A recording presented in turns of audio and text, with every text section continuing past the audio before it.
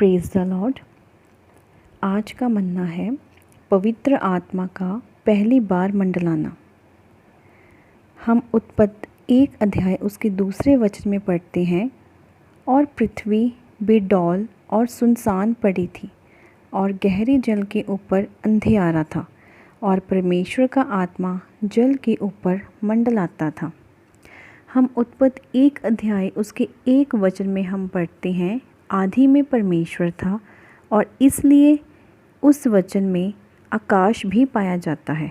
लेकिन हम उत्पत्ति 1 अध्याय उसके 2 वचन में पढ़ते हैं कि परमेश्वर ने जो शुरुआत की है वो परमेश्वर की बजाय पृथ्वी से होती है।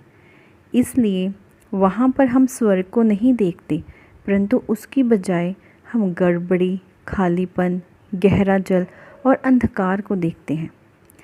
इसमें कोई आश्चर्य नहीं कि जो भौतिक वस्तुओं को प्राथमिकता देते हैं उनका अंत अंधकार, गड़बड़ी और खालीपन है, जो सब लोग अधोलोक को दर्शाते हैं।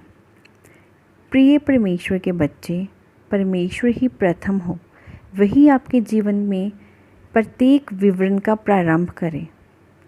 तब आप इस पृथ्वी पर स्वर्ग को अनुभव कर सकते हैं। परमेश्वर का धन्यवाद हो। पहली हलचल परमेश्वर की आत्मा का मंडलाना था। पवित्र आत्मा ही सबसे पहला और प्रमुख मंडलाने वाला है। परमेश्वर का आत्मा उस समय नहीं मंडलाया जब सभी कुछ ठीक था, जैसे हम अपेक्षा करते हैं, परंतु जब सब कुछ गड़बड़ी की अवस्था में था।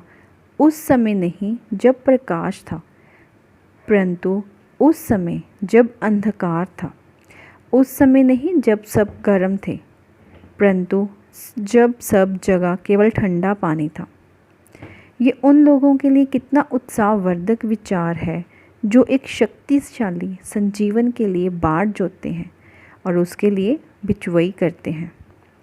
भजन संगीता लिखने वाला हमारे साथ ऐसे ही प्रकाशन को बांटता है, जैसे कि भजन संगीता 27 अध्याय उसका 13 वचन में लिखा है, यदि मुझे विश्वास ना होता कि जीवितों की पृथ्वी पर यहोवा की भलाई को देखूंगा तो मैं मूर्छित हो जाता। उसने परमेश्वर की भलाई को नहीं देखा, तो भी उसे देखने का विश्वास था, नहीं तो वह मूर्छित होकर निराश हो जाता। प्रिय मित्र, क्या आप मूर्छित होकर निराश हो जाते हैं क्योंकि आप एक जागृति को नहीं देखते? उत्साहित हों, विश्वास करें और आप निश्चय उसे देखेंगे। परमेश्वर के नाम की तारीफ हो।